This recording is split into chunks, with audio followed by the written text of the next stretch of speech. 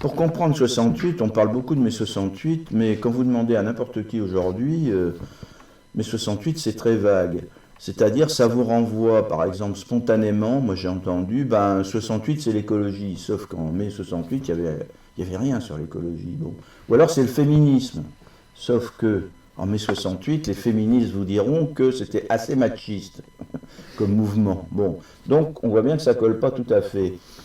Et je pense que la question toute bête qu'il faut poser, c'est quand on parle de mai 68, de quoi parle-t-on exactement? Or, je pense qu'il faut distinguer plusieurs séquences, si vous voulez, de temps.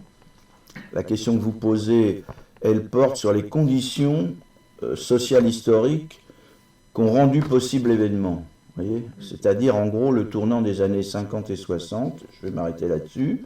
Ensuite, je distinguerai l'événement lui-même, c'est-à-dire qui a duré l'espace de quelques semaines entre mai et juin. C'est une deuxième période, très courte mais très intense.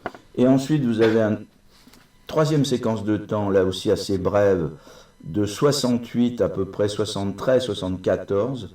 Vous avez ce que j'ai appelé la flambée du gauchisme, avec des phénomènes assez violents, qui d'ailleurs ont parcouru l'ensemble des démocraties. Hein. Ce n'est pas simplement propre à la France. Et puis vous avez une quatrième période, qui est 73-74, que j'appelle le changement, c'est-à-dire la pacification relative du gauchisme, et là où va triompher ce que j'ai appelé le gauchisme culturel. Voilà. Donc, par rapport à votre première question, les conditions qui ont rendu possible l'événement. Je crois que c'est assez dur pour un jeune aujourd'hui de se projeter dans ces années, quand vous étiez adolescent dans les années 60, on peut prendre la chose comme ça. Vous étiez dans une société historiquement nouvelle par rapport aux parents, si vous voulez, la famille. Ma famille, comme les autres familles des gens de ma génération, avait connu la guerre. Ça, c'est un élément très important. Et les privations qu'elle est avec. C'est-à-dire que, bon, ils avaient connu, je dirais, un rapport à la vie qui était quand même assez dur. Enfin, ça dépendait hein, des milieux populaires, etc., mais c'était quand même assez dur. Et pour la première fois au tournant des années 50-60, il y a eu la période de reconstruction de l'après-guerre. Il y a un moment donné où les sociétés démocratiques européennes rentrent dans une nouvelle étape de leur histoire, inédite historiquement, et qui est marquée globalement par ce qu'on pourrait appeler la fin du paupérisme. Le paupérisme, c'était une question qui a hanté les sociétés depuis le 19e siècle avec la question industrielle, mais bien au-delà. Or, pour la première fois, cette question, il reste évidemment de la misère, etc., mais globalement, elle est globalement résolue. Et ça se situe au tournant 50-60. On arrive à un nouveau type de société qu'on va appeler société de consommation, mais auquel il faut immédiatement ajouter et de loisirs, ce qui est très important, consommation-loisirs, auquel s'ajoute un troisième élément. À l'époque, on appelle ça les mass médias. C'est-à-dire, en gros, c'est les médias, c'est-à-dire la radio, va arriver aussi tous les tourne-disques, les 45 tours, etc. Vous voyez, et des émissions de radio nouvelles adaptées aux jeunes. Bon. Donc, ces sociétés entrent dans cette étape nouvelle, et c'est dans ce terreau que va se développer un nouveau, j'appelle dans mon dernier livre, un nouveau type d'individualisme, si vous voulez. Bon. Je ne vais pas remonter à Tocqueville, mais on sait que avec l'avènement de la démocratie, avec le développement de la démocratie, Tocqueville a mis en lumière le développement d'un certain type d'individu nouveau, on va le dire comme ça, d'un individualisme démocratique qui est marqué par deux choses, qui est marqué d'une part par le détachement de ces communautés premières d'appartenance. Alors évidemment, on pense tout de suite aux Lumières, par la raison, qui permet de se détacher l'autonomie de jugement, donc une espèce d'autonomie de l'individu par rapport au collectif d'appartenance premier, qui sont ces corporations, mais aussi l'appartenance de classe, même la famille, etc. Bon. Et en même temps que cet élément-là, dans l'individualisme démocratique, vous avez un élément qui a très bien mis en lumière Tocqueville, c'est la tendance au repli.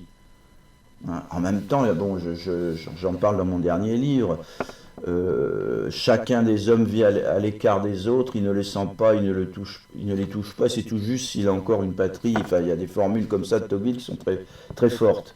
Et en face de ça s'élève l'État. Hein, donc un individu face à l'État. Donc vous avez cette tendance au repli, et Tocqueville à ce moment-là dit une chose qui est très importante en étudiant la société américaine du XIXe siècle, ce qui va d'une certaine façon contrebalancer cette tendance au repli, c'est le tissu associatif, qui est assez important aux États-Unis, et aussi, dit-il, une presse d'opinion, mais une presse d'opinion éclairée, d'une certaine façon. Ce qui fait que ça compense, si vous voulez, cette tendance à la repli sur la sphère du privé. Bon. Donc je crois qu'il faut partir de ça. Et qu'est-ce qui arrive dans la seconde moitié du XXe siècle sur cette tendance individualiste liée à la démocratie? C'est un phénomène nouveau qui va accélérer la dimension du repli. La consommation et les loisirs c'est aussi important que la consommation, ça va avec, fait que le centre de la vie va se déplacer pour des catégories de la population, pas pour tous, mais du travail vers le loisir et le privé ou des activités de loisirs comme centre essentiel de la vie. Et on va arriver comme le centre essentiel de l'épanouissement individuel, pour parler comme aujourd'hui, si vous voulez. Hein, c'est comme ça qu'on parlerait. Mais ce que je veux dire par là, c'est que la tendance qu'avait vue Tocqueville va, à un moment donné, dans les conditions de la fin du XIXe siècle, cette tendance au repli et du détachement par rapport aux affaires de la cité va s'accentuer. Pendant toute une période qui va jusqu'après la guerre, vous aviez des organisations importantes, associations, organisations syndicales, mouvements divers, qui permettaient précisément à l'individu de s'engager sous différentes formes dans les affaires de la cité, hein, par l'organisation syndicale, par les associations, je pense à des associations d'éducation populaire après la guerre, comme Peuple et Culture, qui est un mouvement assez important sur la 4e et au-delà. Et aussi, je dirais, du point de vue, on peut prendre du côté des églises, vous avez des associations paroissiales, il y avait le foyer laïque opposé au foyer de l'église, etc. Il y avait des tas de choses dans la société avec une dimension dynamique.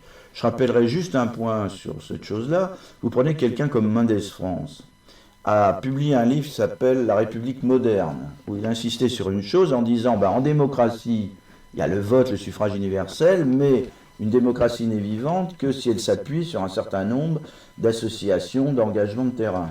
Alors lui, évidemment, c'était laïque, hein, mais c'était ça. Qu'est-ce qui s'est passé au tournant 50-60 avec le développement de la consommation et du loisir? Eh bien, d'une part, les formes de sociabilité traditionnelle qui existaient encore, de solidarité, vont commencer à s'éroder par rapport à la recherche d'un bonheur dans l'espace privé par l'accès à un certain nombre de biens de consommation. Et les formes de sociabilité traditionnelle, je pense à... Évidemment, j'ai écrit un gros livre sur le village et la fin du village, où j'ai étudié un bourg dans le sud, dans le Vaucluse, l'évolution d'un bourg provençal, appelons-le comme ça, depuis la fin de la guerre à aujourd'hui. Et vous apercevez qu'à un moment donné, alors qu'il y avait des traditions très fortes de sociabilité provençale, on parlait de la province, vous aviez le Nord-Pas-de-Calais avec les mineurs que j'ai bien connus, vous aviez le milieu des pêcheurs que j'ai aussi connu en Normandie, vous aviez des catégories sociales, vous aviez toutes ces... Eh bien, par exemple, à partir de l'arrivée de deux biens de consommation, qui sont la voiture et la télévision. La voiture et la télévision vont jouer un rôle considérable dans l'érosion, j'allais dire, des formes traditionnelles de sociabilité. Ça veut dire quoi? Ça veut dire que, par exemple, sur les places du village, et j'ai connu ça dans les années 60 et jusqu'en 70 à peu près, à la belle saison, vous aviez tout le monde qui sortait dehors dans un village, et tout le monde était dehors, tout le monde bavardait, il y avait des fêtes, ou alors on s'invitait chez les uns, chez les autres. La télévision, au début, tout le monde la regardait dans le bistrot, parce que chacun n'avait pas son poste de télévision, mais très vite, les gens ont eu leur poste de télévision, à ce moment-là, c'était fini. Les veillées, tout ça, c'était fini. La voiture a permis une liberté incroyable. C'est-à-dire, vous pouviez aller au bord de la mer, donc vous ne restiez plus dans la dimension de la collectivité. Bon. Et avec les loisirs, les week-ends, par exemple, c'est des choses tout à fait nouvelles qui arrivent. Les militants de gauche ont été un peu décontenancés par cette nouvelle donne.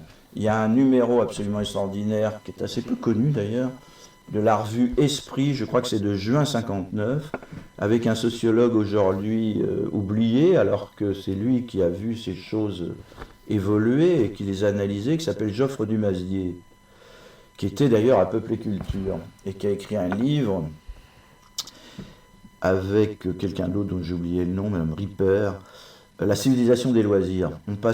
C'est comme si on passait de la civilisation du travail après-guerre, avant-guerre, où il y avait, vous voyez, la figure de l'ouvrier, etc., dès 50-60, à la figure du loisir. Et les militants se posent beaucoup de questions, ils disent mais qu'est-ce qu'on fait? Parce qu'on a des individus qui d'une certaine façon, le week-end partent, avant il y avait un peu les stages syndicaux, vous voyez, et puis il y a les vacances. Et alors on va dire ça existait depuis 1936, oui et non, puisque la nouvelle donne, c'est qu'en 1936 vous aviez encore une dimension collective avec une vision historique à ce moment-là. Vous n'avez qu'à regarder les images de 1936, on part en vélo, on chante, debout les gars en route, enfin bon, vous voyez, cette espèce de dimension collective qui reste, qui est dans l'élan du mouvement ouvrier. Partir, c'est la première joie qu'apportent les vacances aux citadins prisonniers toute l'année de leurs tâches, de leurs soucis, des conventions. Les vacances, folle évasion, illusion de l'aventure dont le goût demeure au fond du cœur. À la plage, parents et enfants vivent sur un pied d'égalité. Ceux-ci jouissent d'une indépendance presque complète et les parents se sentent tellement rajeunis. À partir de 59, 60 et dans les années qui vont suivre, n'oublions pas aussi, c'est à ce moment-là que se crée le Club Méditerranée. Eh oui.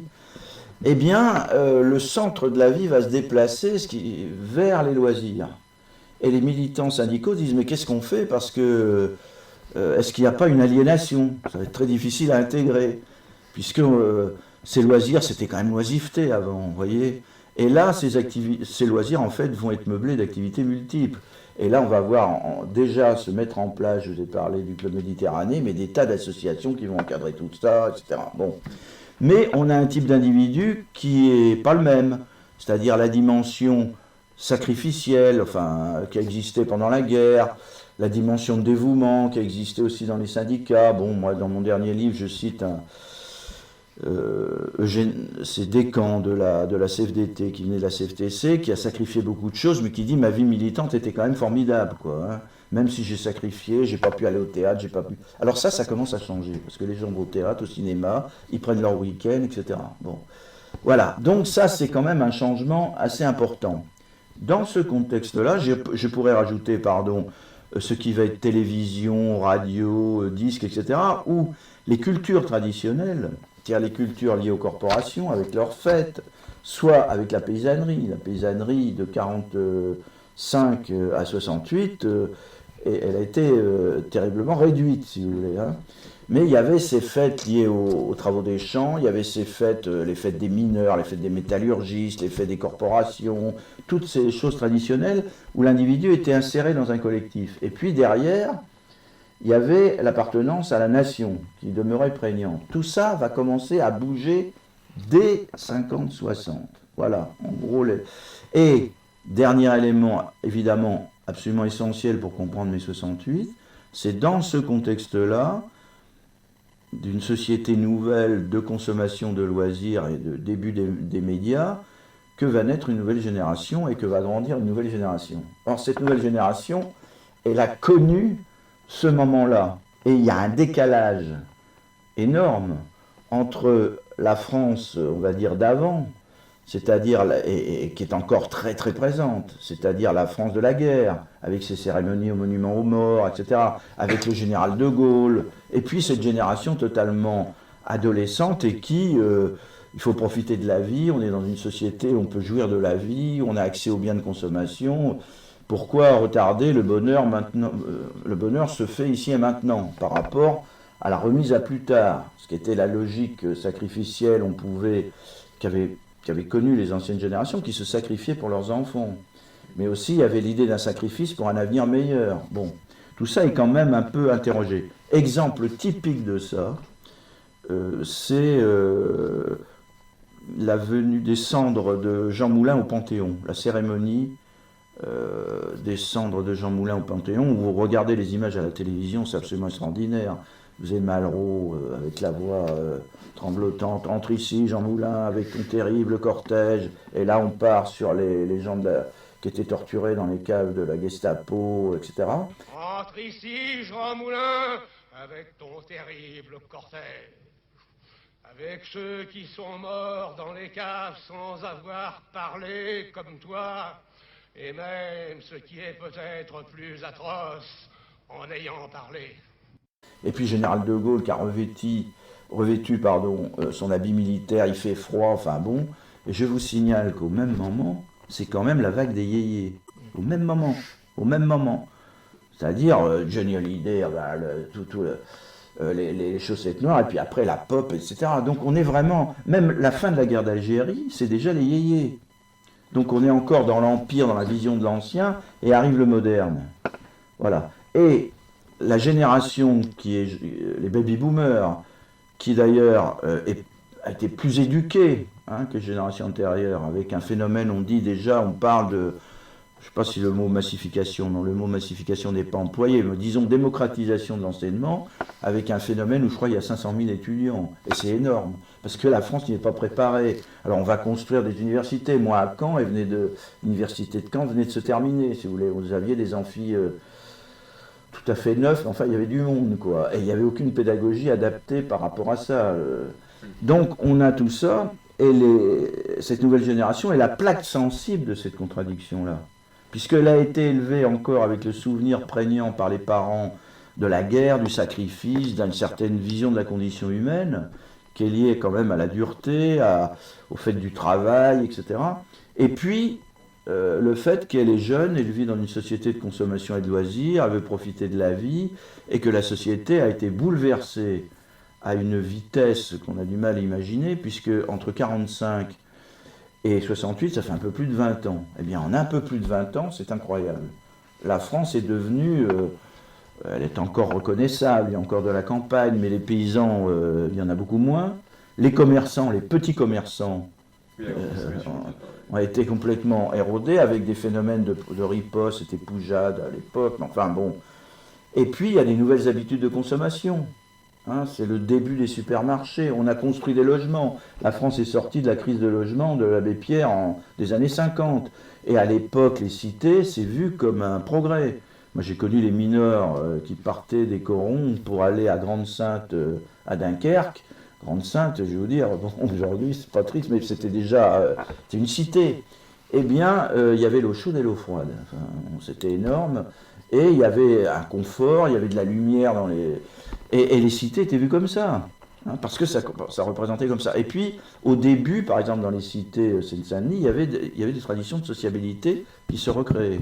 Alors maintenant, c'est peut-être autre chose, effectivement. Mais c'était ça, il ne faut jamais oublier ce contexte. Donc la France est totalement transformée. Voilà. Donc on est dans ce moment-là, avec j'allais dire, une jeunesse étudiante, qui d'ailleurs a été encore élevée dans la tradition des humanités.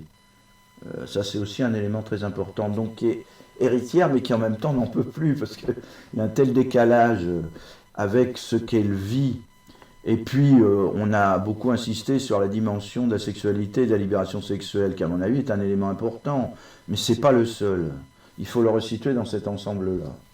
Voilà donc, à mon avis, les premiers moments qui a rendu possible